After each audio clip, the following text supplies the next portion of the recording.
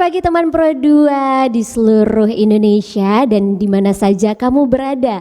Kembali lagi bersama kami di Dialog Pagi Luar Studio dan hari ini masih bersama dengan saya Angela Merculandari yang akan berbincang tentunya dengan narasumber-narasumber yang luar biasa.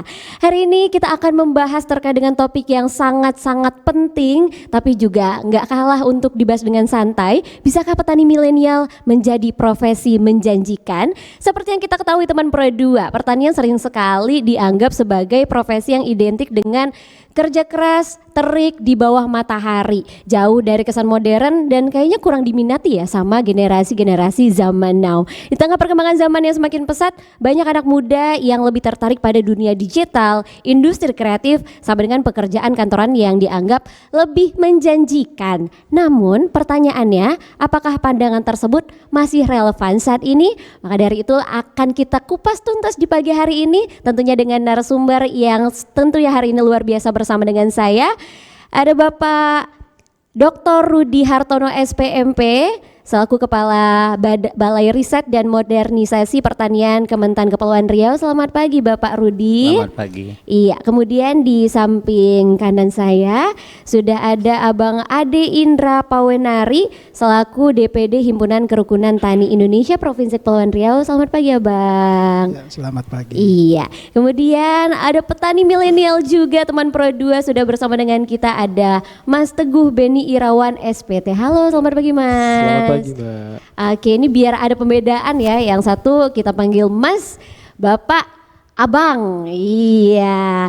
Oke teman Pro 2, untuk di era transformasi digital ya, namanya sektor pertanian ini justru mengalami banyak sekali yang namanya perubahan. Nah, karena kita anak muda zaman now, teknologi mulai masuk, inovasi juga semakin berkembang, peluang juga semakin terbuka luas. Muncul generasi yang banyak dikenal sebagai petani milenial. Anak-anak muda tidak hanya bertani, tapi juga berinovasi, berbisnis, dan tentunya memanfaatkan teknologi. So, apakah bisa petani milenial benar-benar menjadi profesi yang menjanjikan di masa depan sesuai dengan topik kita untuk di pagi hari ini? Mari kita bahas bersama-sama.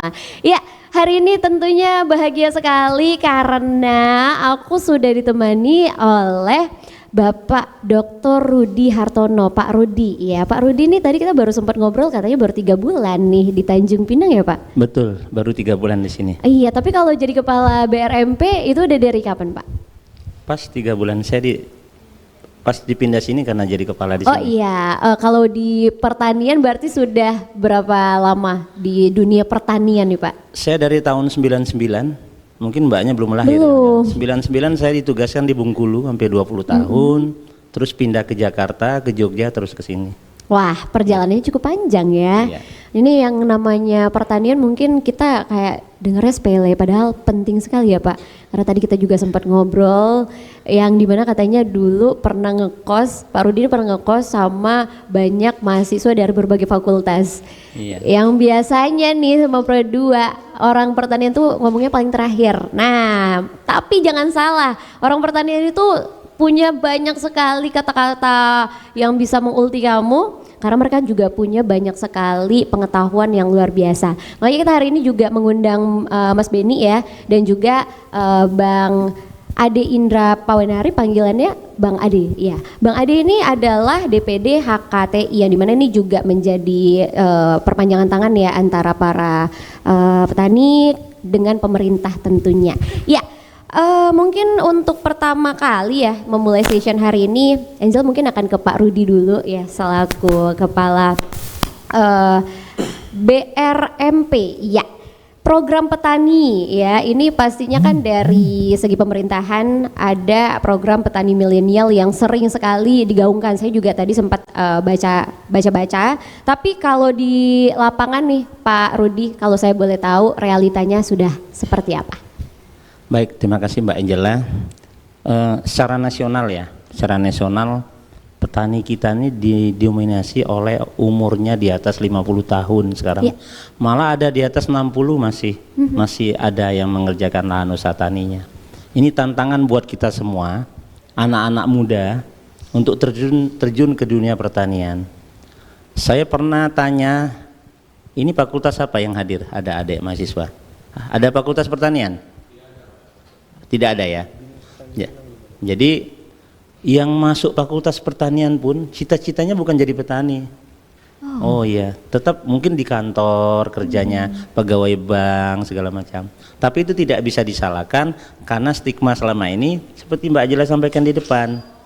Pertanian itu terkesan kotor, terus kasar, kerjanya panas, seperti itu. Nah, sekarang berdasarkan data banyaknya petani yang masih didominasi oleh 50 tahun ke atas, Kementerian Pertanian itu ada program untuk petani milenial, itu namanya Brigade Pangan. Brigade Pangan, cuma di situ ada syaratnya, yaitu luas lahannya minimal 200 hektar. Nanti di situ dengan pola kemitraan, itu salah satu program kita di Kementan, sudah berjalan 2-3 tahun terakhir ini. Di situ satu brigade itu minimal 15 orang, itu anak-anak muda semua. Nanti Alsintan segala macam itu dari Kementerian Pertanian. Nah, terus nanti termasuk input-inputnya juga nanti kita koordinasikan Kementerian Pertanian. Lahannya punya siapa? Lahannya punya petani. Okay. Nah, polanya bagi hasil nanti. Yang punya lahan dapat 30%, yang ngolah brigade pangannya dapat 70%. Seperti itu. Jadi kalau pertanian mau efisien tuh tidak bisa dikerjakan cuma 1-2 hektar. Jadi efisiensi usaha tani itu namanya. Kalau untuk padi itu rata-rata 200 hektar yang dikelola. Nah, mungkin untuk di Kepri mungkin masih terkendala dengan luas, tapi bisa ada program lain yang bisa dikembangkan oleh petani. Yang penting tertarik dulu. Nah, sekarang Kementerian Pertanian itu menggalakkan seperti nama kantor kami, Mbak Angela. Kami ini kan nama itu Badan Perakitan Modernisasi Pertanian. Kata kuncinya modernisasi. Modernisasi. Nah, modernisasi ini mengurangi pekerjaan yang sifatnya manual, pakai mesin, malah yang menanamnya bisa pakai drone, merumputnya mengasih pupuknya pun bisa pakai drone kita. Nah, hal-hal seperti ini yang terus kita kembangkan pelan-pelan di kalangan petani muda. Sebenarnya banyak petani milenial kita nih, cuman belum sebanyak yang kita harapkan ya. Ya harapkan, tapi yang hadir di kita pagi ini umurnya aja 20 tahun selisih sama saya. Benar, ini benar. Kita harus apresiasi mereka mau terjun di dunia pertanian yang stigmanya selama ini kerjaan kasar, kurang menjanjikan, seperti itu. Nah, seperti saya sampaikan ke Mbak Angela tadi, penduduk saya tadi kan ada anak-anak TK ya di depan tadi ya, ke RRI ya. Saya tuh tiap ngelihat anak muda, anak TK itu apa dalam pikiran saya? Apa tuh, ini Pak? anak butuh makan semua. Betul. Nanti kalau ada besar sekolah harus berkeluarga, punya anak istri semua itu. Termasuk mas-mas yang di depan ini kan semua cita-cita mau berkeluarga ya, berkeluarga, punya istri semua. Yang perempuan ingin punya suami, ingin punya rumah sendiri, setelah punya rumah punya anak, dan itu pasti secara matematis butuh pangan, Mbak Angela. Yang dipastikan pangan, dan itu tugasnya Kementerian Pertanian secara regulasi, tapi dalam pelaksanaan tentunya didukung oleh teman-teman terutama petani milenial yang muda-muda ini. Begitu Mbak Angela. Oke, kalau saya boleh tahu Pak, sasaran petani milenial itu siapa sih sebenarnya? Yang memang adakah dari mahasiswa atau ada rentan umurnya? Petani milenial yang jelas itu harus punya KTP dulu ya syaratnya. Karena begini, ini udah kalau mahasiswa saya pastikan udah punya KTP, sudah akil balik. Karena begini, nanti kan ada program dari Kementerian Pertanian itu nanti. Nah, program Kementerian Pertanian tuh dia petaninya tuh harus masuk namanya Simluhtan, Sistem Informasi Manajemen Penyuluh Pertanian. Nah, di situ untuk syarat jadi anggota tuh harus ada KTP. Karena syarat orang bisa dapat bantuan Kementerian Pertanian itu dia sudah punya KTP. Artinya apa? Punya KTP ya pertama. Yang kedua, dia masuk dalam kelompok tani yang terdaftar di Simluhtan tadi. Ya.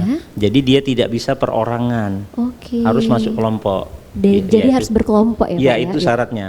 Kalau umur atas kayaknya nggak ada batasan ya. Nggak ada batasan. Tapi kalau umur paling mudanya punya KTP. Yang punya KTP, Tapi walaupun belum punya KTP, dia tetap semangat boleh, cuman tidak masuk dalam kelompok. Boleh tetap. Makanya hari ini kantor kami BRMP itu hampir rutin. Kebetulan hari ini ada kunjungan dari TK. Itu bagian edukasi kita Mbak Angela ke anak-anak. Biar anak-anak tahu, oh ternyata sayur yang di meja makan, yang dimasak ibunya itu prosesnya seperti ini. Iya. Kita ada tanaman padi. Jadi beras itu tidak ujuk-ujuk, bahasa Jawa nih jadinya. Ujuk-ujuk jadi beras gitu ya. Gara-gara kelamaan di Jogja ini. Tidak tiba-tiba ada di meja. Iya. Ada tanaman padinya yang umurnya rata-rata 3 bulan. Setelah panen perlu dijemur, setelah dijemur perlu digiling. Nah, hal-hal itu kita edukasi. Nah, rencana kami mau ketambah lagi beberapa komoditas. Ya mungkin menarik untuk anak-anak. Contoh ada anggur juga, semacam itu ya. Biar anak-anak tahu anggur itu tidak tiba-tiba ada di meja, ada prosesnya. Betul. Itu edukasi untuk anak-anak dari kecil ya. Makanya taman kita tuh lebih banyak ke edukasi ke generasi muda kita. Iya, itu adalah salah satu program yang bagus sih ya teman Pro 2 ya, karena mengingat anak-anak kecil ya terutama itu kan mereka rasa ingin tahunya tinggi. Jadi ketika itu dilakukan oleh pemerintah itu juga bisa pastinya menumbuhkan rasa ingin tahu anak yang kemudian juga bisa membuat mereka jadi ingin tahu lebih. Jadi tahu prosesnya juga. Jadi tidak semata-mata tiba-tiba udah ada anggur meja. Beras itu dari mana sih asalnya, semuanya juga harus diketahui. Apalagi mereka saat menerima MBG Mbak Angela. Iya betul. Coba buka MBG itu. Apalagi sekarang MBG itu kan nggak tahu di sini ya. Kadang tuh sudah ada IG-nya ya. Oh iya, menu yang akan dia tampilkan hari ini apa, kecukupan gizinya berapa ada kan? Iya. Coba buka menu MBG itu. Hampir 100% produk pertanian loh isinya itu, MBG itu. Telur, pertanian. Iya. Susu, pertanian. Pertanian, ada betul. wortel, pertanian. Daging, pertanian. Nasinya, pertanian. Coba. Mungkin kotaknya yang bukan pertanian ya. Iya. Tapi isinya semua isinya pertanian loh Betul, Bapak Ibu betul. MBG. Nah, ini ada hubungannya nanti membangkitkan petani milenial terhadap program MBG kita yang harus kita saling terkait begitu Mbak Angela. Iya, ini luar biasa sekali tentunya yang namanya pertanian itu sangat dekat dengan kehidupan kita sehari-hari karena kita semua membutuhkan yang namanya bahan pangan ya untuk makan, yang semua itu berasal dari pertanian. Tanpa kadang kita sadari, kita nganggapnya sepele padahal sangat penting untuk kehidupan kita. Oke, mungkin aku mau ke Bang Ade ya, karena Bang Ade ini adalah DPD HKTI. Kalau sepengalaman Abang nih di HKTI, lebih susah mana nih Bang? Ngajarin anak muda itu buat bertani atau mengubah mindset mereka dulu? Karena kan Abang juga ada berapa lama ya Bang di HKTI berarti? Terima kasih. Mungkin mengatasnamakan HKTI mungkin kurang etis ya karena saya belum dilantik jadi pengurus HKTI. Mungkin lebih pasnya saya sebagai pelopor budidaya pertanian padi di pekarangan rumah. Iya. Nah, kalau bicara tentang pertanian padi ini kan dulu waktu saya masih di Kepri ini saya nyari-nyari tanaman padi di Kepri ini kan agak susah. Terus karena saya memang backgroundnya anak petani dan sudah biasa bertani dari kecil, kemudian begitu tiba di Tanjung Pinang, saya susah mencari sawah kemudian padi. Nah kemudian dari situlah saya coba-coba bertani di pekarangan rumah. Nah alhamdulillah saya meskipun tempatnya kecil, kemudian tanahnya berbatu, mengandung bauksit, tapi alhamdulillah saya bisa panen, kemudian bisa menikmati hasil panen itu di rumah sendiri. Jadi saya paham mulai dari prosesnya bagaimana menyemai benihnya, kemudian bagaimana memindahkannya, kemudian menanamnya, merawatnya sampai panen, kemudian menggilingnya mengubahnya dari gaba, kemudian jadi beras, dan itu bisa dinikmati dalam bentuk nasi.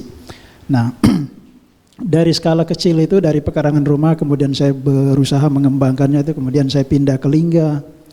Nah di Lingga saya bersama dengan bupatinya di sana mengembangkan lebih luas, lebih kurang terakhir saya tinggalkan itu 900 hektar lebih atas dukungan dari Kementerian Pertanian. Itu kami mulai dari tahun 2016 awalnya kami coba-coba juga di sana menggunakan dana pribadi bersama bupati, bagaimana sebetulnya kita mengedukasi masyarakat di sana, karena selama ini kan Kabupaten Lingga itu dikenal sebagai daerah nelayan, mayoritas penduduknya itu nelayan. Kemudian sebagian lagi tambang timah, bauksit, kemudian pasir. Nah, pertanian memang agak langka di sana waktu itu, tapi kami berusaha bersama meyakinkan bupati bahwa dalam program kerja 100 harinya itu memasukkan pencetakan sawah awalnya, pencetakan sawah. Tapi karena bupatinya juga baru, kemudian anggarannya juga belum ada, saya mengajak bupati, karena saya juga backgroundnya pengusaha, kita nggak usah menggunakan APBD, tapi bagaimana kita menggunakan dana pribadi. Saya mengeluarkan dana pribadi, bupati mengeluarkan dana pribadi, akhirnya jadi sawah, kemudian dalam waktu 100 hari itu kita bisa panen padi. Dan itulah pertama kali gebrakan pencetakan sawah secara besar-besaran di Kabupaten Lingga. Kebetulan saya yang mempelopori dan menjadi isu nasional. Kabupaten Lingga itu baru pertama kali dikunjungi menteri pada saat saya di sana membuka pertanian, Menteri Pertanian Pak Amran Sulaiman. Itu 2016. Jadi pertanian ini sebetulnya kalau kita tekuni bukan mustahil. Dulu Lingga itu dianggap mustahil bisa pertanian hidup di sana, karena dulu kita dengar ada mitos di sana bahwa dulu waktu zaman kerajaan Melayu di sana, bahwa yang diperintahkan oleh Sultan itu untuk ditanam adalah sagu, bukan padi. Nah, jadi setiap orang mau menanam padi, pesimisnya duluan bahwa itu tidak akan jadi, karena dari zaman dulu itu masyarakat makannya sagu bukan padi.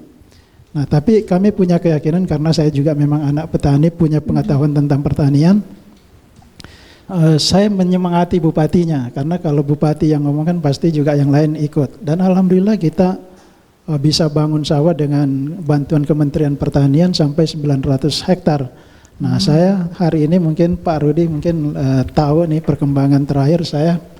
Tahun terakhir ini tidak begitu lagi perkembangannya, tapi saya sebetulnya banyak melakukan uji coba untuk bagaimana memancing masyarakat khususnya anak-anak muda itu supaya tertarik di pertanian. Contoh kayak di Bintan yang dikenal daerahnya mengandung bauksit. Saya bangunkan sawah itu di belakang kantor gubernur, yang kita lihat itu kalau ke kantor gubernur itu kiri kanannya itu kan kelihatan tuh bauksit, tapi saya bangun sawah di sana meskipun dalam skala kecil, saya biayai sendiri. Kemudian saya libatkan narapidana, yang sudah menjalani masa asimilasi supaya mereka mengenal pertanian. Waktu mereka bebas sudah punya bekal pengetahuan tentang pertanian.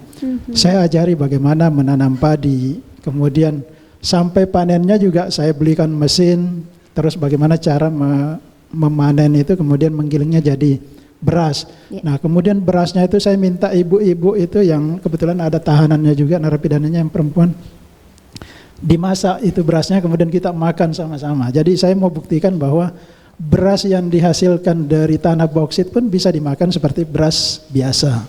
Nah, kemudian saya tidak hanya berhenti pada tanaman padi, saya berusaha juga menanam beberapa tanaman-tanaman tropis lainnya, misalnya durian, musangking. Kalau ke rumah saya itu semua jenis-jenis tanaman itu ada di rumah saya, Pak. Kebetulan lahannya agak luas. Nah, sekarang saya kembangkan markisa. Nah, markisa ini saya lihat kan di Tanjung Pinang kayak ini juga agak langka, Pak ya. Kita biasa ketemu markisa itu kalau ke Sulsel atau ke Medan. Nah, saya coba kembangkan di kanopi rumah saya, tempat berteduh itu semuanya markisa. Jadi dimanapun kita duduk sudah teduh karena ada markisa, kemudian buahnya bisa dipanen tanpa dipanjat. Nah, ini mungkin bisa menjadi menjadi bisnis ke depan, karena markisa ini belum banyak yang kembangkan, dan kemudian pertumbuhannya juga bukannya sulit, gampang sekali pertumbuhannya, cuman perlu perawatan. Nah, itu tadi yang seperti Pak Rudi katakan tadi, banyak yang punya stigma bahwa bertani itu kotor, itu bisa terbantahkan dengan apa yang saya lakukan selama ini. Saya nggak pernah kotor-kotor, pakaian saya rapi. Betul. Kemudian saya ke sawah bisa dengan pakaian yang bersih tanpa menyentuh tanah itu. Jadi apalagi teknologi sekarang kan sudah banyak. Iya. Kemudian cara tadi menggunakan tenaga kerja biasanya ya yang agak sulit. Nah tadi saya kerjasama dengan rutan, rumah tahanan. Bagaimana saya menggunakan pekerja tidak perlu saya bayar gajinya, tapi mereka mendapatkan pengetahuan tentang pertanian. Betul. Jadi tahanan-tahanan tadi yang dalam proses asimilasi itu sekitar 3 bulan lagi mau keluar kan sudah bisa keluar. Nah saya undang untuk belajar pertanian, kemudian bagaimana menanam padi, kemudian bagaimana memupuknya, kemudian pada saat panen bagaimana memanen, itu saya ajarin semua. Nah itu. Nah saya selalu membuka diri teman-teman mahasiswa, kemudian para pelajar yang mau belajar tentang pertanian juga silahkan datang ke rumah saya. Di sana ada tempat untuk kita belajar bersama-sama dan bukan hanya komoditas padi tapi bisa yang lain. Sekarang saya juga kembangkan jagung. Jagung dengan berbagai varietas. Jadi kalau yang selama ini yang kita banyak kenal di pasar jagung manis, nah di rumah saya itu saya kembangkan varietas yang berbeda-beda. Begitu juga dengan padi. Di sana saya kembangkan ada Impari 32, kemudian ada IPB 30S ya. Kemudian macam-macam saya kembangkan di sana. Dulu saya dikirimin sama adiknya Menteri Pertanian, Pak Andi Asman Sulaiman, sekarang jadi Bupati Bone. Saya dikirimin juga jenis benih itu cukup bagus Pak.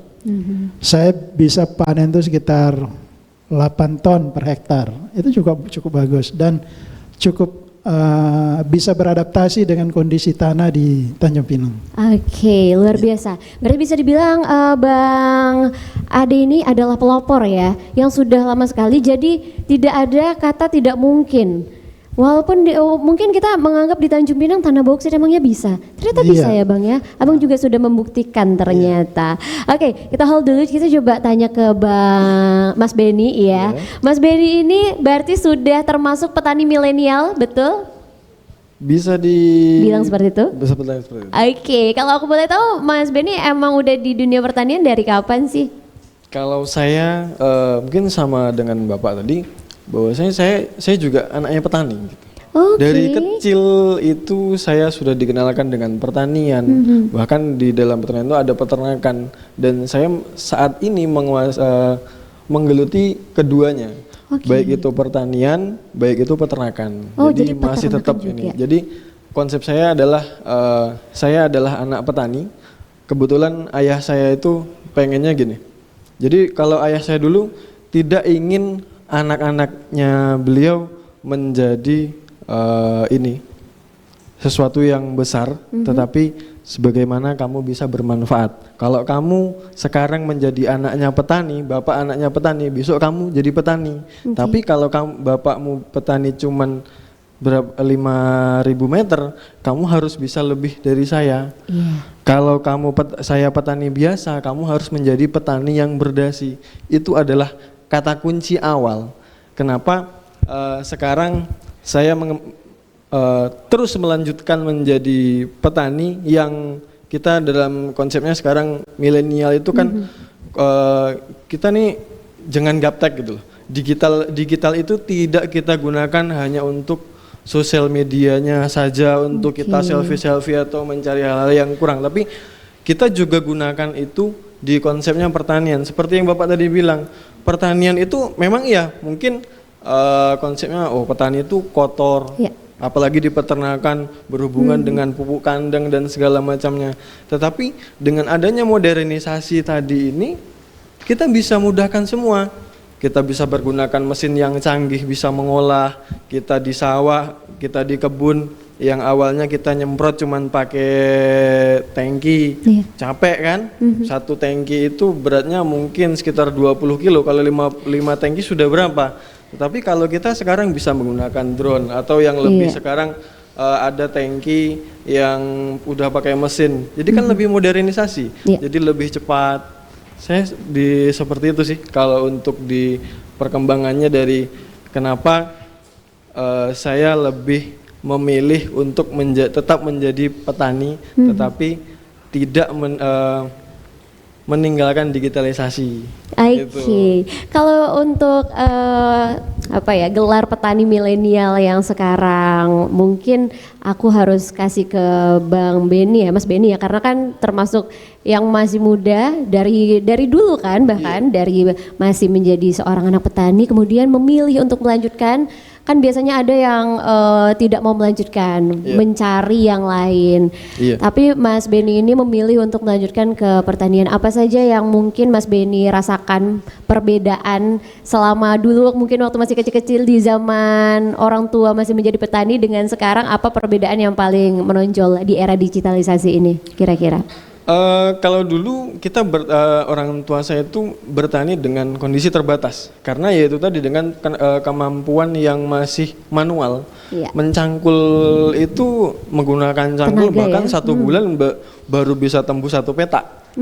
Tapi kalau sekarang kita dengan traktor, kita bisa dengan bajak yang besar, itu akan mempermudah lebih cepat. Berarti Mas Benny ini berarti benar-benar ini ya, merasakan transformasinya ya? Ya, saya sangat merasakan transformasi dan saya bisa sama yang Bapak tadi mematahkan bahwasanya pertanian itu capek terus manual dengan konsep yang pandangan seperti kita dahulu itu kotor-kotoran, sebenarnya enggak juga. Saya petani tapi saya bisa juga bersih gitu. Kita di pertanian juga saya enggak selalu pakai yang kotor-kotor juga. Kita pakai ini. Kalau dulu penyiraman dari zaman saya kecil tuh pakai selang ya. Kalau sekarang enggak, kita hidupkan mesin, kita cuma tinggal duduk di pondok, kita hidupkan keran. Udah nyiram semua pakai kincir. Itu yang kita update. Kalau petani yang dulu bapak kita hanya mampu untuk 1 hektar, tapi ya kita di zaman sekarang dengan adanya modernisasi itu bisa jauh lebih besar, 1 orang bisa 5 sampai 10 hektar.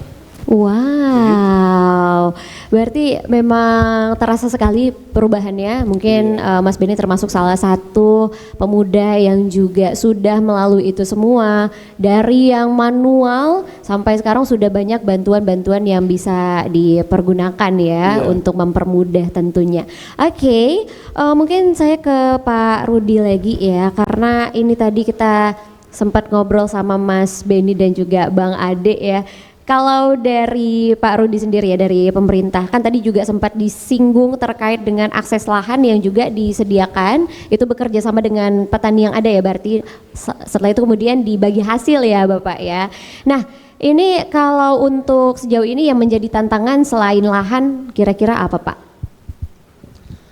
Lahan mungkin kita bisa kerjasama, tapi yang jadi masalah yang terasa sekali itu sumber daya manusianya, SDM-nya ya. Pasti Pak Adi merasakan itu di Lingga.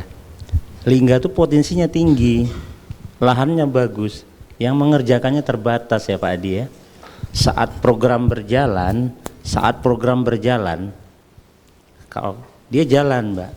Jadi kalau kami menilai program sukses apa enggak itu setelah ditinggal oleh pemerintah.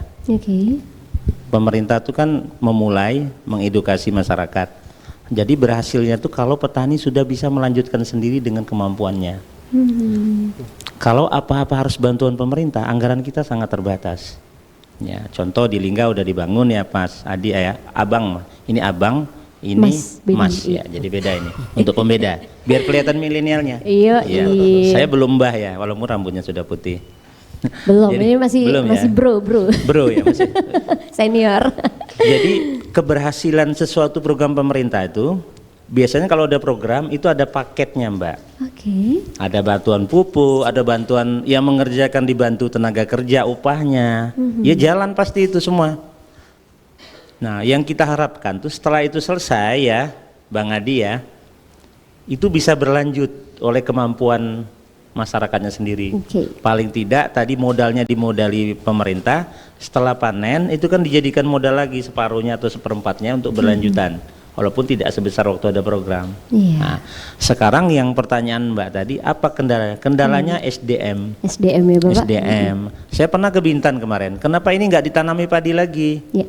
Kok kemarin ditanami? Bapak yang ngolahnya sudah meninggal Pak. Nah kan putus dia. Iya, tidak sayang ya. nyambung. Nah, kalaupun SDM-nya ada kan tidak semua harus tidak semua siap kan, butuh proses kata Bang Adi tadi. Nah, butuh proses.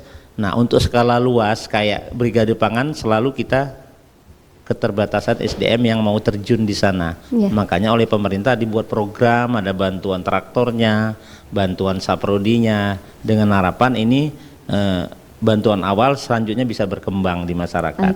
Dan harus korporasi Mbak di sini. Jadi kalau usaha pertanian ini nggak bisa cuma tanam. Sendiri, iya. Kalau nyuruh petani tanam, mau dia tanam, pupuknya kita bantu. Setelah panen yang beli siapa? Betul. Itu ya Bang Adi ya. Iya. Jadi harus hulu hilir. Kalau istilah Menteri Pertanian itu hilirisasi. Oke. Nah, mungkin teman-teman apa sih hilirisasi itu artinya? Nah, hilirisasi ini meningkatkan nilai tambah dari hasil. Selama ini produk kita ini tidak cuman pertanian, tambang yang lain itu dijual keluar tuh bahan mentah. Bahan mentah. Terus kita ekspor ke luar negeri. Tahu-tahu kita butuh bahan itu impor ke kita, padahal bahan dasarnya dari kita. Benar. Nah, sekarang tuh mungkin adik-adik mahasiswa sering dengar kata hilirisasi. Hilirisasi itu apa sih? Nah, hilirisasi itu meningkatkan nilai tambah produk kita olah sendiri biar nilainya itu meningkat tuh di negeri kita, bukan di negeri orang. Bukan di negeri orang kemudian dibalikin lagi ke negeri kita ya, Pak. Kalau istilah ilmu perencanaan wilayah tuh kebocoran wilayah. Kebocoran wilayah. Selama ini baru kali ini dengar kebocoran wilayah, Dek. Kebocoran wilayah tuh contohnya seperti ini. Provinsi A punya kayu manis. Tahu kayu manis nggak, Dek? Kayu manis ya yang kita ambil kulitnya untuk bumbu-bumbu ya bumbu biasanya. Sop biasanya ya, Pak. Bumbu sop segala macam. Provinsi A punya kayu manis, terus dijual ke provinsi B. Sama provinsi B itu diolah.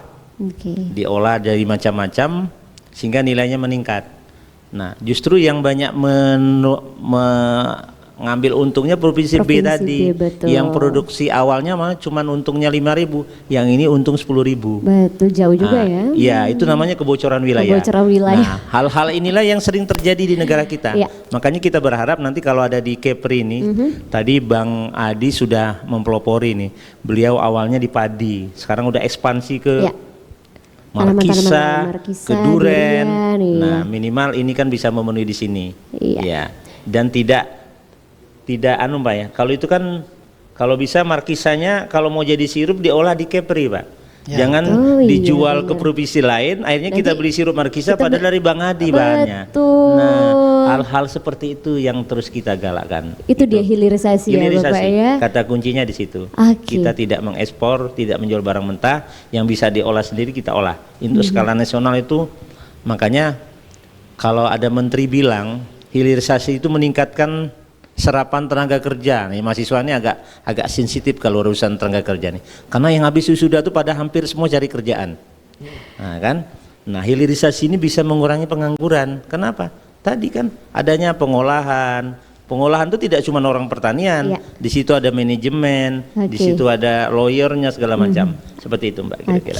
Gambaran singkat. Kita coba untuk ke pemirsa kita untuk di pagi hari ini ya yang sudah hadir bersama dengan kita mahasiswa-mahasiswa yang tentunya menjadi generasi penerus kita ya. Saya mau buka sesi pertanyaan, mungkin untuk yang mau bertanya boleh angkat tangannya. Kemudian ya silakan sebutkan nama. Iya, mungkin boleh menyebutkan nama dan pertanyaannya ditujukan kepada siapa. Silahkan. Assalamualaikum warahmatullahi wabarakatuh. Waalaikumsalam warahmatullahi wabarakatuh. Perkenalkan, nama saya Muhammad Ramadanisa dari STIE Pembangunan Tanjung Pinang.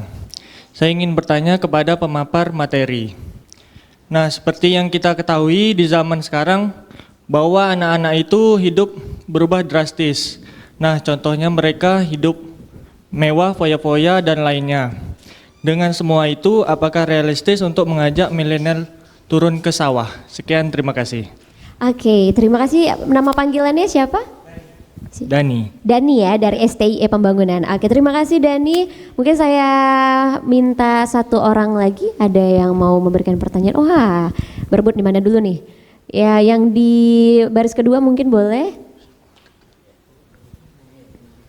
Iya, iya betul. Tes. Bismillahirrahmanirrahim. Assalamualaikum warahmatullahi wabarakatuh. Perkenalkan, nama saya Tommy Suryadi. Izin saya ingin bertanya, tadi pemaparan dari narasumber ada menyinggung berkaitan dengan Brigade Tani yang Bapak sebutkan itu. Saya hari ini sebagai mahasiswa ilmu hukum yang sudah selesai gitu kan, tapi berbeda jurusan dari pembahasan kita hari ini, yaitu pertanian. Walaupun saya basic keilmuan di mahasiswa ilmu hukum, tapi saya memiliki hobi dalam bercocok tanam. Saya waktu masa SMA sering menanam cabai, kemudian juga menanam tomat. Di halaman rumah saya juga menanam keledek kalau bahasa kami gitu kan. Nah, hari ini Bapak menyampaikan tadi peran anak muda dan kemudian juga generasi milenial berkontribusi dalam sektor pertanian kita. Dalam hal ini misinya yaitu kemandirian pangan. Nah, kemandirian pangan ini saya rasa bagian dari kemerdekaan setiap orang, bahwa hari ini kita harus merdeka dalam hal pangan. Hari ini saya ingin bertanya, saya yang basicnya di luar dari jurusan pertanian, apakah bisa bergabung di dalam Brigade Tani itu, dan kemudian bagaimana caranya? Mungkin itu saja pertanyaan dari saya. Terima kasih. Oke, terima kasih Tommy ya tadi ya. Oke, mungkin kita hold dulu ya untuk dua pertanyaan terlebih dahulu. Ini tadi ada pertanyaan dari Dani dari STIE Pembangunan terkait dengan gaya hidup anak muda di era sekarang ya, yang hedon, kemudian juga selalu menghambur-hamburkan uang, dan juga pokoknya gaya hidup anak-anak muda zaman sekarang lah. Apakah masih realistis Bapak untuk anak-anak muda untuk merealisasikan pertanian di era sekarang? Terkait dengan profesi pertanian, apakah masih realistis? Ya, ini mungkin boleh dijawab oleh siapa? Bang Ade mungkin? Atau Bapak Rudi? Atau kita langsung ke petani milenialnya kali ya, karena sudah terjun langsung. Nih, abang kan masih muda juga. Ini pertanyaan nih bang, kira-kira masih realistis atau enggak anak-anak muda zaman sekarang untuk bisa terjun di dunia pertanian, even though kita ini gaya hidupnya cukup beda nih sekarang dengan yang dulu-dulu mungkin? Kalau di saya itu lebih ke open mindset. Oke. Kenapa? Di pertanian itu pada saat sekarang itu kita kan sebagai pengusaha ya, kita usaha ya. Dalam open mindsetnya itu di mana ada peluang. Kita bisa lihat mana lebih banyak pemuda yang bergelut di pertanian dengan yang menghamburkan uang tadi, yang tidak sesuai, yang ya dia lebih ke gaya hidup yang tinggi sekarang ya. Gitu ya. Itu jelas jauh lebih banyak yang seperti itu daripada yang petani. Sementara yang hedon yang ini semuanya mereka tetap butuh makan. Betul. Nah, kalau nggak ada petani yang mau mereka makan itu apa? Nah, di situ adalah peluang paling besar. Dan saya bisa yakin mungkin apabila kita tidak, para pemuda-pemuda sekarang ini kita yang terlalu sibuk dengan gadget, dengan yang melupakan pertanian ini, kelak saya yakin pertanian itu akan menjadi primadona di angka 10 mungkin sampai ke 20 tahun ke depan. Kenapa? Itu kita semakin mengecil jumlahnya. Orangnya yang mau mengalah itu semakin mengecil. Itu makanya kami selalu mengedukasi. Saya di rumah saya ada memproduksi kompos. Itu yang saya rekrut tidaklah orang tua-tua. Tapi yang muda-muda? Yang muda-muda. Okay. Di kebun saya yang mengolah itu anak muda semua. Mereka masih sekolah SMA. Saya edukasikan ke mereka. Kenapa? Kalau gak ada petani yang seperti kita, besok ke depan gak akan ada yang makan. Selagi manusia makan, kita masih tetap pertanian dibutuhkan. tetap dibutuhkan. Selagi yang Bapak tadi sampaikan kan, Betul. petani itu paling belakang tapi perannya paling besar. Iya. Sehebat apapun yang hukum Masnya tadi, kalau misalkan yang pertanian nggak jalan, itu nggak akan bisa. Jadi itu adalah peluang yang paling besar. Dan kalau misalkan untuk itu, kita sama-sama kami mengedukasikan pentingnya pertanian ini kedepannya akan menjadi yang primadona ke depan. Iya. Karena mereka akan selalu dibutuhkan. Jumlah petani kita itu jauh lebih sedikit dengan yang mengkonsumsi. Oke. Coba kita lihat di kantor polisi atau di kantor anggota DPRD yang paling besar ya. Iya. Mana lebih ramai yang dikunjungi? Pasar pagi, pasar Binsen, atau di gedung-gedung yang itu? Pasar sudah pasti Pasar ya. itu sumbernya dari mana? Dari petani, Nah, betul Berarti sekali.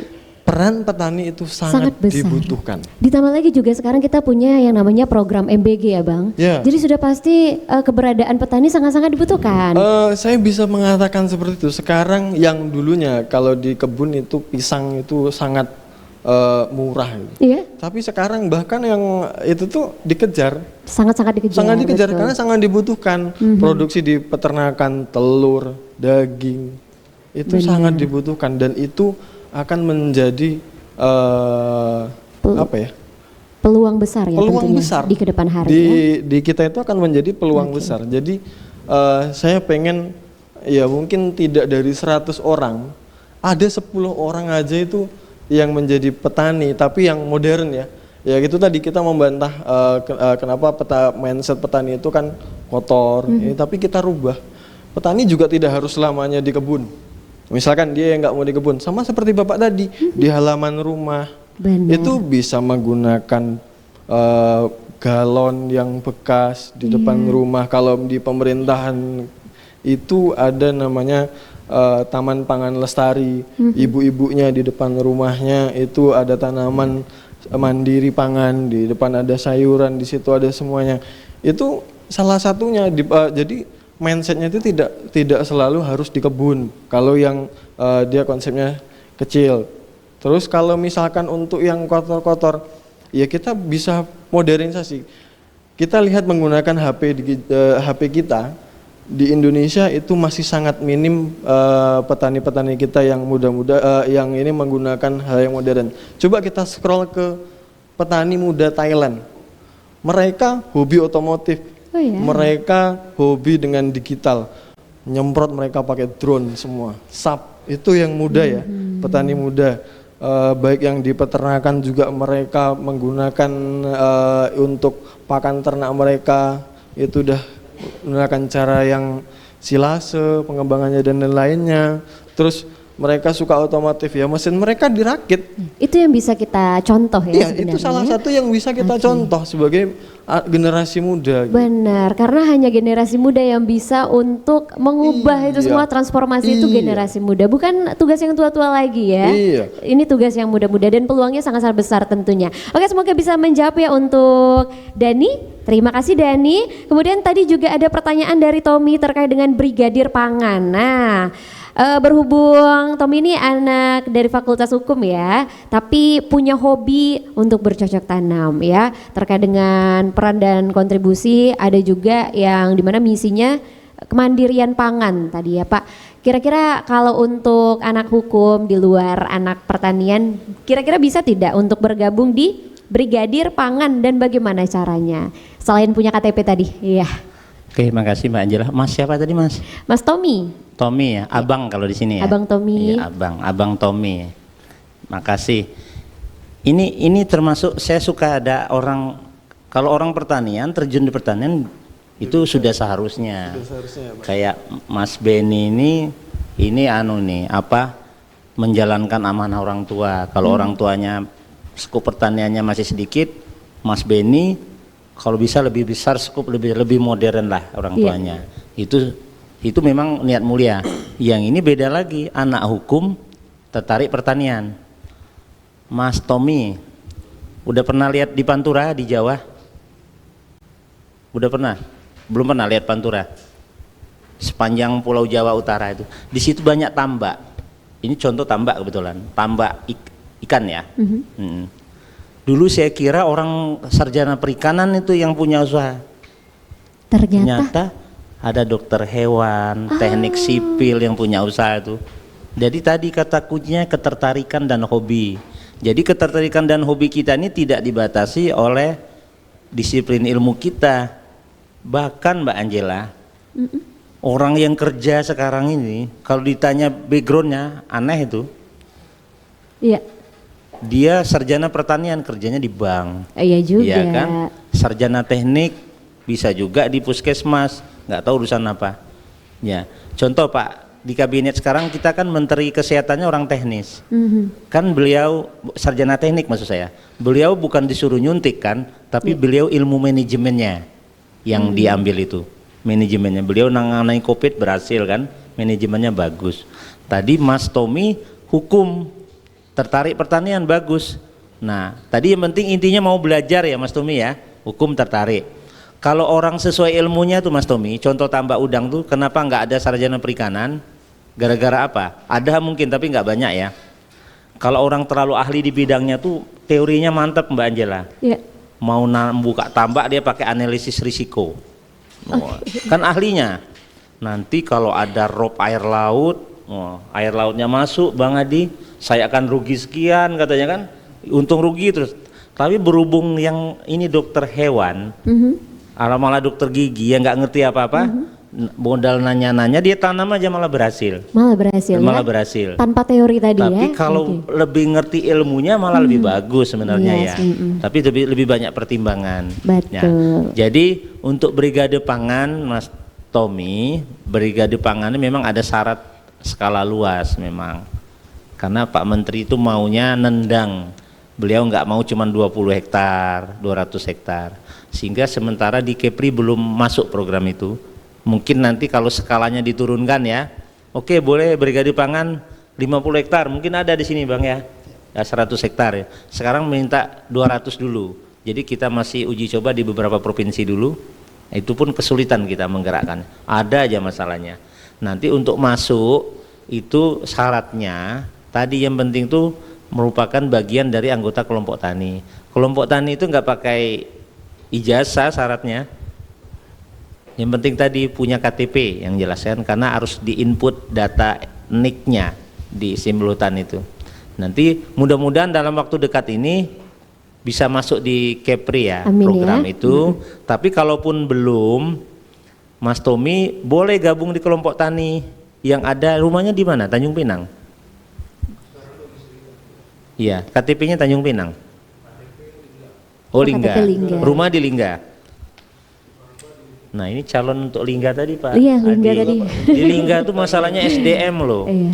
Sumber daya manusianya terbatas. Sudah dibuatkan cetak sawah berapa hektar itu ya Pak Adi ya? 900 hektar lebih. 900 hektar cetak sawahnya. Ya saat habis dicetak bagus. Habis itu sekarang jadi belukar lagi karena nggak ada yang ngolah, Mas Tommy. Jadi kalau Mbak Angela nanya tadi kendala ya SDM. Tapi ini bukan masalah Lingga. Ini masalah Indonesia. Iya. Makanya tadi sudah ditambahkan oleh petani milenial kita Mas Benny, kita kuncinya modernisasi. Di Amerika itu 40 hektar itu cukup 4 loh petaninya karena semua pakai mesin. Ya, pakai mesin. Di kementerian kita sudah ada drone untuk mupuk itu sudah ada Mbak. Jadi drone-nya itu nggak perlu disetir Mas. Nggak perlu disetir kayak kita main ini. Kita kan pokoknya tahu sawah kita ini 1 hektar ini atau setengah hektar. Itu kita poligon dulu Mas. Kita kunci dulu. Pakai HP aja poligonnya, batas pinggirnya. Udah tahu nih luasnya umpamanya 9.000 meter persegi. Udah dikunci. Nanti di poligon itu disetel di drone kita itu, disetel dia akan mengelilingi itu seperti apa. Udah tinggal aja, tinggal tunggu aja di pondok. Nanti dia muter sendiri. Otomatis sudah seperti ya. itu.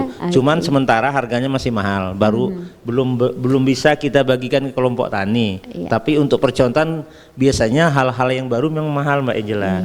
Kita lama-lama itu akan murah. Makanya tadi pertanyaannya Mas siapa yang pertama tadi? Mas Dani. Mas Dani, apakah bisa mengajak generasi yang sekarang senengnya apa? Mageran ya, selonjoran, scroll tiap hari kan. Nah, tadi udah dijawab sama Mas Beni. Saya. Coba pikirkan, kita semua di ruangan ini pasti udah sarapan semua pagi tadi kan? Iya. Yang dimakan tuh apa? Mau makan Indomie pun Indomie itu hasil pertanian, gitu loh. Kita ini selalu berhubungan dengan pertanian. Tidak ada satupun di ruangan ini yang tidak berhubungan dengan pertanian pagi tadi. Betul. Mau ngopi, pertanian, apalagi Indomie, pertanian. Mau nongkrong di kafe itu pertanian semua tuh barangnya. Iya. Iya, coba. Nah, kalau kita kritis berpikir, berarti ini peluang kan untuk bisnis kan? Peluang. Terus kalau kita berpikir, siapa sih menyediakan kok beras selalu ada ya di Kepri ini ya?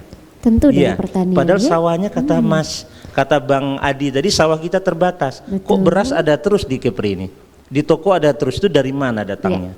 Yang jelas kalau di Kepri sementara pangannya didatangkan dari luar Kepri. Karena di sini terbatas. Terbatas ya. Kata kuncinya apa? Berarti peluang pasar tinggi di sini, gitu loh. Ya. Oke. Semua ini didatangkan dari luar, Mbak Angela. Banyak. Makanya ya. kalau kita mendorong di sini itu jangan terlalu mulu harus tidak mendatangkan di luar, minimal mengurangi ketergantungan dari luar dulu. Bener. Mengurangi seperti itu. Bisa dimulai dengan cara yang tadi Bang Ade Iya, sudah yang kecil-kecil. katakan ya. Jadi di rumah banyak jenis tanaman ya Bang Ade ya? Ya, lumayan banyak. Cuman kalau tadi terkait dengan kemandirian pangan keluarga dulu ya. Iya. Di pekarangan rumah saya itu sebetulnya sudah cukup untuk makan 1 bulan saya satu keluarga, meskipun sawahnya kecil tapi bisa menghasilkan beras 20 sampai 30 kilo. Oh iya. Jadi 1 bulan itu saya tidak perlu beli beras, khusus 1 bulan ya. Hasil olah sendiri Bang? Iya, ngolah sendiri. Saya kebetulan punya mesinnya sendiri, jadi habis panen dijemur, giling lagi jadi beras. Oh wow. Saya sebetulnya setiap panen itu saya undang wartawan, lihat prosesnya mulai dari menanam, panen, kemudian saya suruh istri saya bikin nasi lemak, nasi uduk, makan sama-sama. Benar nggak ini nasinya juga sama dengan nasi yang kita makan sehari-hari? Padahal ini produksi di Tanjung Pinang. Nah saya melihat sebetulnya peluang untuk budidaya padi itu cukup besar di Tanjung Pinang, karena saya sudah uji coba di beberapa tempat, di lahan berpasir juga hidup, di lahan bauksit sekalipun hidup. Nah saya sengaja menanamnya itu di sekitar kantor gubernur supaya Pak Gubernur bisa lihat tiap hari, begitu lewat lihat tiap hari, kemudian saya bisa mengundang beliau panen Pak. Nah pada saat panen saya undang Pak Gubernur yang panen, dan hasilnya luar biasa Pak. Saya undang juga BPS, hitung berapa hasilnya. Meskipun skalanya kecil, tapi kan bisa dikonversi berapa rata-rata per hektar. Nah ini menandakan bahwa padi itu bisa hidup di mana-mana. Yang penting ada kemauan untuk tadi ya. melakukan itu. Nah tadi terkait dengan pertanyaan Mas Dani tadi. Nah saya juga sudah membuktikan bahwa anak-anak muda seperti Mas Dani, saya ada anak mahasiswa di tempat saya satu, bisa hidup dari kegiatan pertanian itu. Saya suruh tanamlah komoditas yang bisa dipanen dalam waktu cepat. Contoh timun, dalam waktu 45 hari dia bisa panen. Kemarin dia panen hampir 1 ton. Harga waktu itu kebetulan lagi tinggi Pak, 7.000 per kilo. Jadi dia bisa dapat 7 juta hanya dalam waktu sekitar 45 hari.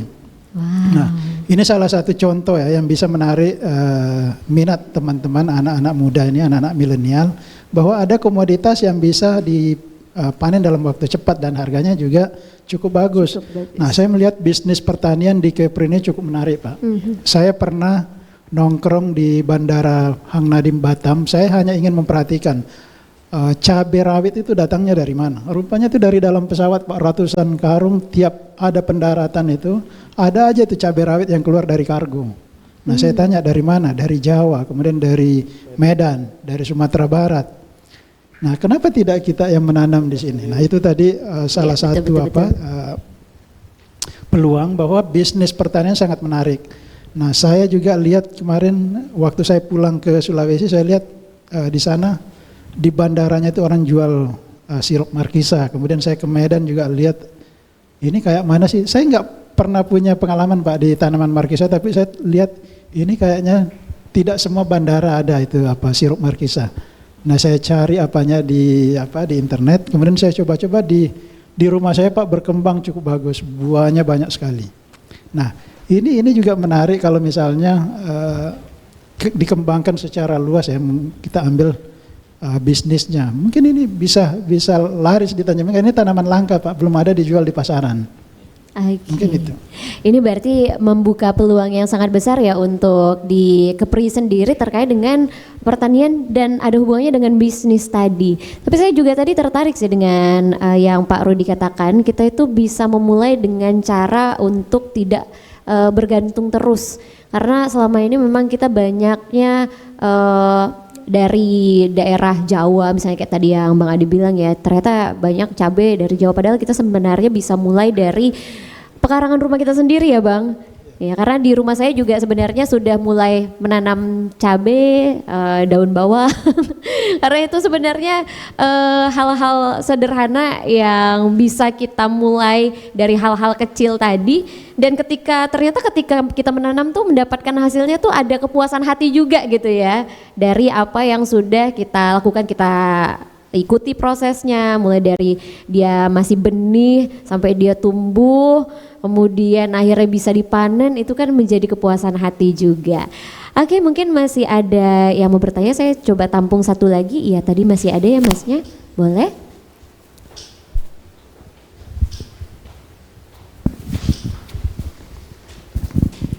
Cek. Baik, perkenalkan nama saya Muhammad Erik Susanto, boleh dipanggil Erik. Jadi di sini saya mau bertanya terkait berhubung saya kan berasal dari Kabupaten Karimun, tepatnya di Pulau Kundur. Nah, jadi terkait sektor pertanian, saya bisa jamin di Pulau Kundur itu banyak hasil pertaniannya. Namun yang menjadi masalah dari petani Kundur itu jalur distribusi hasil pertaniannya, Pak. Nah, kira-kira dari pemerintah itu ada nggak yang ngasih fasilitas untuk distribusi hasil pertanian itu? Misal tadi Bapak ada bilang di Pelabuhan Hang Nadim Batam itu banyak cabai dari Pulau Kepri, dari Provinsi Kepri, dari Jawa, dari Medan dan sebagainya. Nah, sebenarnya di Pulau Kundur itu juga lumayan banyak Pak hasil cabai. Nah, kenapa dari pemerintah Kepri sendiri tidak memfasilitasi distribusi cabai tersebut dari Pulau Kundur ke pulau-pulau yang lain? Kenapa harus mencari dari luar provinsi? Jika semisal hasil cabai itu kita ambil dari dalam provinsi sendiri, artinya kan banyak petani di Provinsi Kepri yang juga terbantu dari hal tersebut. Nah, mungkin itu saja yang ingin saya tanyakan terkait distribusi hasil pertaniannya. Oke, berarti terkait dengan jalur distribusi ya, Ya. Erik ya? Ya, Erik. Oke, terima kasih Erik. Ini terkait dengan mungkin apa yang terlihat dari Erik di lapangan ya. Kalau Karimun itu sebenarnya juga menghasilkan banyak sekali hasil pangan, tapi kemudian kenapa kita masih menerima distribusi dari kota lain? Bagaimana jalur distribusinya akhirnya supaya pemerintah apakah menyediakan jalur distribusi itu?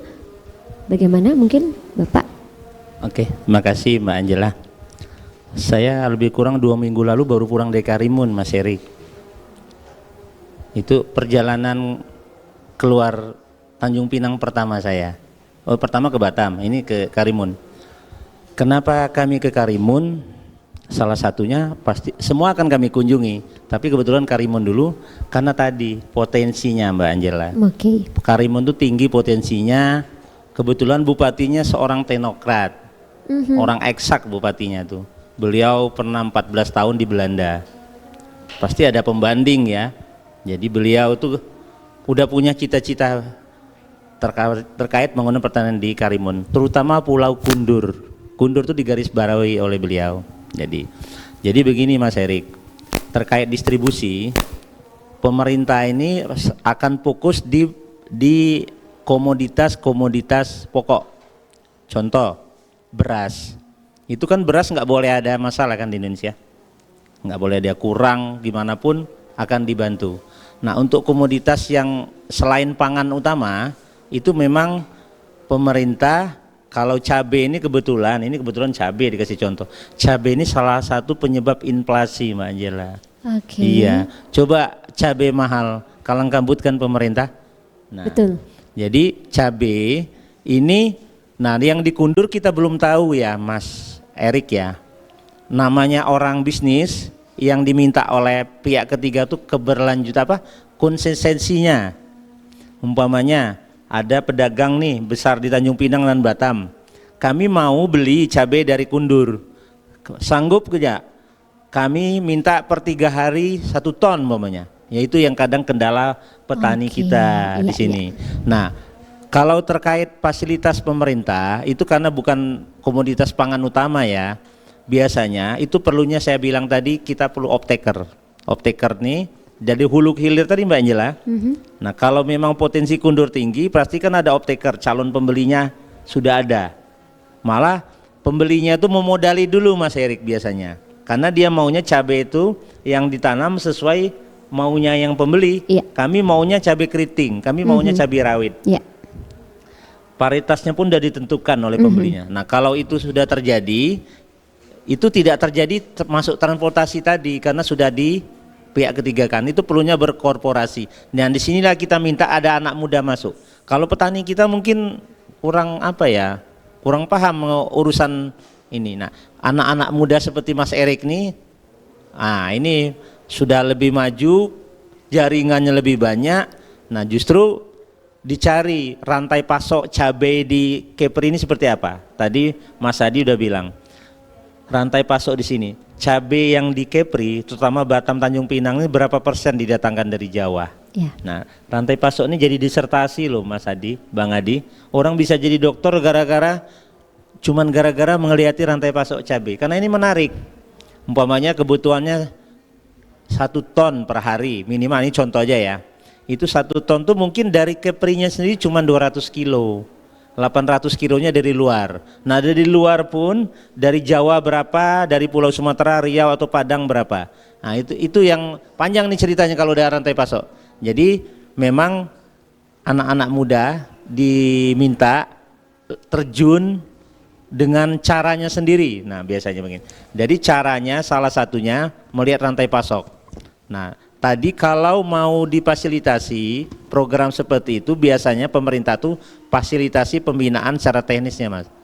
Nah, transportasi saya kurang tahu ya, apakah di Karimun ada semacam insentif ya, insentif terhadap pertanian. Contoh kalau di Bantul, Yogyakarta, karena padi lesawa ini banyak alih fungsi Mbak Angela. Ini panen terakhir Pak. Loh kenapa? Besok sawah ini akan jadi rumah. Karena mau dialih fungsikan. Apa yang dilakukan oleh Bupati di sana? Bagi lahan pertanian yang tetap untuk pertanian tidak ditarik pajak bumi bangunannya. Tapi begitu karena jadi rumah kena pajak langsung tinggi. Itu bagian salah satu merangsang petaninya. Nah, terkait cabai tadi saya kurang tahu apakah di Karimun ada program itu. Tapi paling tidak tadi dengan caranya kemitraan Mas Erik ya. Kemitraan dengan pedagang yang ada di Tanjung Pinang dan Batam. Nah, pasti mereka bisa kerjasama, istilahnya ongkosnya mereka yang menyelesaikannya, diatur. Termasuk jenisnya seperti apa nanti mereka juga yang menyiapkan semua. Tapi kalau petani udah panen, kita minta ada terkait ongkos ya. Nah, cabai ini Mas Erik termasuk Mbak Angela, cabai ini kan penyebab inflasi. Iya. Jadi cabai ini memang ada sekitar 4 bulan tuh rugi. Rugi. Tapi ada bulan tertentu dia mahal. Orang tuh petani itu udah tahu sebenarnya. Di bulan tertentu pasti cabai itu mahal ya. Ya, Bang Adi ya. Udah tahu orang tuh. Kenapa mahal? Karena yang berhasil di bulan itu jarang, banyak kena penyakit cabainya. Nah, di saat itulah mestinya kita bisa ngambil segmen pasar kita. Nah, kami senang tadi Mas Erik sudah ikut memikirkan bagaimana cabai dikundur tuh banyak, kok kayaknya kurang terserap ya. Kurang didistribusikan. Kurang didistribusikan. Tadi artinya harus berkoordinasi, berhubungan dengan antar daerah nih Mbak Angela, nggak bisa Karimun aja. Terus dinas pertaniannya juga harus melihat rantai pasoknya di sini seperti apa. kira-kira Jadi begitu. semua lini itu harus terkait dan juga bekerja sama, saling Terkait kita tidak berkoordinasi. bisa kerja sendiri. Kalau sendiri karena kita ada hubungannya, kita tadi pemerintah bisa mendorong petani nanam cabai, tapi yang jadi masalah begitu udah panen nggak ada yang beli kan, itu ya, ini sering dialami. Makanya hulu hilir harus kita pikirkan. Kalau Oke. kalau kontrak kita nanam padi aja, benih padi aja, kalau sudah benihnya udah jadi, ada program dari pusat contohnya. Ini off-takernya harus siap dulu Mbak Angela. Oke. Sebelum itu ditanam, calon pembelinya harus siap dulu. Betul, betul, Ya, betul, betul. Ini kuncinya. Karena kalau enggak itu bermasalah di ujung nanti. Ya, Oke. seperti itu. Oke, semoga bisa menjawab ya untuk Erik ya. Sebenarnya kita tuh mungkin mau membahasnya lebih kompleks lagi, tapi sayang sekali waktu kita terbatas ya. Mungkin untuk menutup perjumpaan kita di pagi hari ini, kita berikan tepuk tangan dulu untuk ketiga narasumber kita. Iya. Ya, mungkin saya boleh minta sedikit singkat saja closing statement dari masing-masing narasumber. Mungkin kita bisa mulai dari petani milenialnya dulu. Silakan closing statementnya. Singkat aja Bang. Kita muda menjadi petani itu jangan gengsi. Kenapa? Petani itu dia adalah akan menjadi apa ya? Dia itu akan menjadi pesona mengalahkan dari TNI dan Polri. Petani muda itu bisa mengalahkan TNI dan Polri dengan bajunya yang gagah, tapi petani muda itu bisa mengalahkan dari gengsinya itu ketika dia menjadi petani yang modern. Itu dari saya. Oke, terima kasih untuk Mas Beni. Iya, mungkin Bang Ade dulu. Ya, terima kasih. Singkat saja Jadi, Bang. bisnis pertanian ini adalah bisnis yang sangat menjanjikan karena makin hari kebutuhan makin besar sementara lahan pertanian tidak bertambah. Nah, ini peluang yang cukup bagus bagi generasi muda. Jangan takut untuk berbisnis di sektor pertanian. Oke, sudah kita tepuk tangan untuk Mas Ade. Dan yang terakhir ini ya, ini nih yang paling menjadi kuncinya nih. Pak Rudi, kira-kira closing statementnya Bapak? Singkat saja Bapak. Tadinya mau berpantun tapi belum jadi pantunnya. Belum jadi ya? Saya pakai quote aja ya. Oh boleh pakai quotes. Iya. Ketika hutan terakhir sudah ditebang, ketika sungai terakhir sudah kering, dan ketika petani terakhir sudah mati, disitulah manusia baru sadar bahwa uang itu tidak dapat dimakan. Wow, luar biasa sekali closing statementnya ya. Benar-benar kita semua membutuhkan yang namanya petani karena kita sangat-sangat lekat dengan pertanian kehidupan kita. Ya baik, pendengar Pro 2 di mana saja kamu berada, dari perbincangan kita hari ini kita bisa melihat ya bahwa menjadi petani di era sekarang ini bukan hanya sekedar pekerjaan tradisional saja, tetapi juga sudah berkembang menjadi profesi yang penuh peluang, terutama bagi generasi milenial yang mungkin berani untuk berinovasi dan juga tentunya beradaptasi dengan teknologi. Akan tetapi di sisi lain kita juga diingatkan bahwa masih ada berbagai tantangan yang perlu kita hadapi, baik dari segi akses, sistem maupun perubahan mindset. Dan untuk kamu yang saat ini sedang menyaksikan dan juga mendengarkan kita, pertanyaannya adalah kembali kepada kita semua, khususnya generasi muda. Apakah kita hanya akan melihat peluang ini dari jauh atau justru ikut mengambil peran di dalamnya? Semoga diskusi kita hari ini dapat menambah wawasan kita sekaligus juga menjadi langkah awal untuk melihat pertanian dari sudut pandang yang berbeda. Saya Angela Mercilon dari pamit, sampai jumpa di dialog pagi selanjutnya.